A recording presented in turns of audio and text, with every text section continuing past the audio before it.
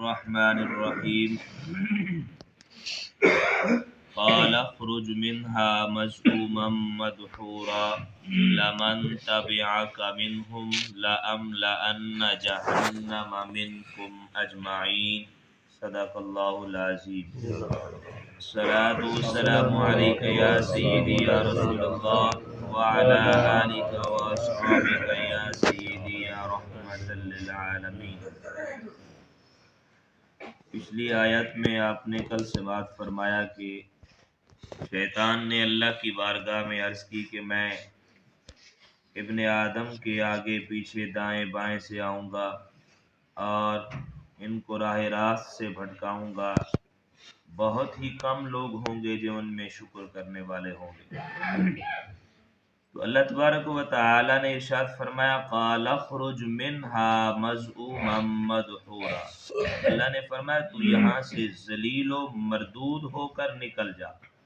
لمن تبعک منہم، بے شک ان میں سے جو تیری پیروی کرے گا، لأملأن جہنم منکم اجمعین، میں تم سب سے جہنم کو بھر دوں گا. فرمایا تو یہاں سے ذلیل و مردود ہو کر نکل جا. آج فرشتوں میں ذلیل ہے اور آئندہ ہر جگہ ذلیل و خوار ہو کہ لعنت کی مار تجھ پر پڑتی رہے. معلوم ہوا کہ پیغمبر کی دشمنی تمام کفروں سے بڑھ کر ہے. شیطان عالم و زاہد ہونے کے باوجود نبی کی تعظیم سے انکار پر ایسا ذلیل ہوا کہ قیامت تک کے لیے لعنت کا مستحق ہے. اور اللہ تعالیٰ نے ارشاد فرمایا لأملأن جہنم منکم اجمعین، یعنی اے شیطان تجھ کو بھی اور تیری اولاد کو بھی اور تیری اطاعت کرنے والے آدمیوں کو بھی، سب کو جہنم میں داخل کیا جائے گا. تو اس سے معلوم ہوا کہ دوزخ میں شیطان، جنات اور انسان سب ہی جائیں گے. اللہ تعالیٰ ان سے جہنم کو بھر دے گا. اسی چیز کو اللہ تعالیٰ نے ایک اور مقام پہ ارشاد فرمایا وَتَمَّتْ كَلِمَةُ رَبِّكَ لَأَمْلَأَنَّ جَهَنَّمَ مِنَ الْجِنَّةِ وَالنَّاسِ أَجْمَعِينَ، اور تمہارے رب کی بات پوری ہو چکی کہ بے شک میں ضرور جہنم کو جنوں اور انسانوں سے ملا کر بھر دوں گا. حضرت ابو ہریرہ رضی اللہ تعالی عنہ سے روایت ہے، نبی اکرم صلی اللہ علیہ وآلہ وسلم نے ارشاد فرمایا جہنم اور جنت میں مباحثہ ہوا تو جہنم نے کہا کہ مجھ میں جبار اور متکبر لوگ داخل ہوں گے. جنت نے کہا مجھ میں کمزور اور مسکین لوگ داخل ہوں گے. اللہ تعالیٰ نے جہنم سے فرمایا تم میرا عذاب ہو، میں جس کو چاہوں گا تمہارے ذریعے عذاب دوں گا. اور جنت سے فرمایا تم میری رحمت ہو، میں تمہارے ذریعے جس پر چاہوں گا رحم کروں گا اور تم میں سے ہر ایک کو پر کر دوں گا. یعنی تمام کو، پر میں جنت بھی بھر جائے گی جنتیوں سے اور دوزخ جہنمیوں سے بھر جائے گی. تو ایک بات یہ تو بتائی جو بھی شیطان کے رستے پر چلے گا اللہ نے فرمایا اس کو بھی شیطان کے ساتھ جہنم میں ڈالوں گا، جہنم میں ڈالوں گا. تو انسان کو دنیا میں یہ بتا دیا کہ جو رستہ میرے محبوب کا ہے، جو رستہ قرآن نے تمہیں بتایا ہے، یہی رستہ کامیابی والا راستہ ہے. اور اگر اس سے مڑ کر شیطان کے رستے پر چلا اور اگر بغیر توبہ کیے مر گیا تو پھر تیرا ٹھکانہ بھی جہنم میں شیطان کے ساتھ ہے، شیطان کے ساتھ ہے. تو اس لیے ایک ایک چیز کو واضح کر کے یہ بیان کیا کہ جو شیطان کے پیچھے چلا، شیطان کے وسوسوں پہ عمل کیا، شیطان کے طور طریقوں پہ چلا، اللہ نے فرمایا کہ لَأَمْلَأَنَّ جَهَنَّمَ مِنْكُمْ أَجْمَعِينَ، فرمایا میں ان سب سے جہنم کو بھر دوں گا. شیطان کا کام تو انسان کو دھوکہ دینا ہے، راہ راست سے بھٹکانا ہے، نیک اعمال کی طرف فرمایا کہ رغبت نہیں، نیک اعمال سے دور کرنا ہے.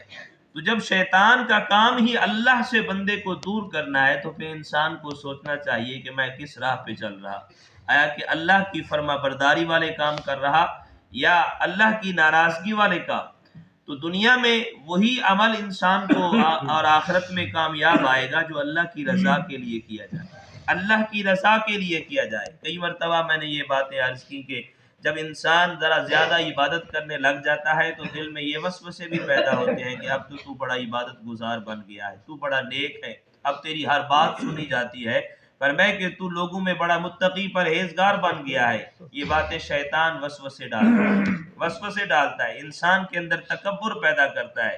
عبادت کے ذریعے کار تو عبادت رہا ہے، قرآن پڑھ رہا ہوتا ہے، نمازیں پڑھ رہا ہوتا ہے، نوافل پڑھ رہا ہوتا ہے، اللہ کی عبادت کرنے سے عاجزی پیدا ہوتی ہے، نہ کہ تکبر پیدا ہوتا ہے۔ انسان عبادت کرتے ہوئے بھی یہ کہے کہ میں نے اتنی، فرمائے کہ عبادت گزار بن گیا میں، تو فرمائے کہ مطلب یہ کہ اس کے اندر شیطان جو ہے چلا گیا۔ اب شیطان کا کام جو ہے اس کا تیر چل گیا ہے، اس نے اپنا کام کر دیا ہے، بجائے اس کے کہ اب ثواب ہو، فرمائے ثواب کے بجائے الٹا اپنے گلے میں عذاب ڈال رہا ہے۔ اس لیے جو بھی عبادت رب کی بارگاہ میں رب کی رضا کے لیے کی جائے، کبھی بھی ایسا وسوسہ پیدا ہو، اس کے بارے میں بزرگان دین فرماتے ہیں کبھی بھی دل میں ایسا وسوسہ پیدا ہو نیک اعمال کرتے ہوئے کہ دل میں تکبر پیدا ہونے لگے، تو رب کی بارگاہ میں عرض کیا کریں، پناہ مانگا کریں، اللہ فرمائے اپنی پناہ عطا فرما کہ میں اس قابل نہیں ہوں کہ ان چیزوں سے بچ سکوں، پر میری نیت خالص ہے تیری رضا والی، مولا مجھے ان شیطانی وسوسوں سے محفوظ فرما، کیونکہ دل کے اندر جو وسوسے ہیں یہ انسان کے قابو میں نہیں ہے، لیکن اللہ کی بارگاہ میں یہ پناہ مانگا کریں کہ مالک مجھے ان سے پناہ عطا فرما، میرے بس میں نہیں ہے کہ میں ان کو روک سکوں، لیکن تو ہی مجھے بچانے والا ہے۔ تو انسان جب بار بار اپنی عاجزی کے ساری رب کی بارگاہ میں پر میں عرض کرتا ہے، التجائیں کرتا ہے، دعائیں کرتا ہے، میرا رب کرم فرماتا ہے، ان چیزوں کو معاف فرما دیتا ہے۔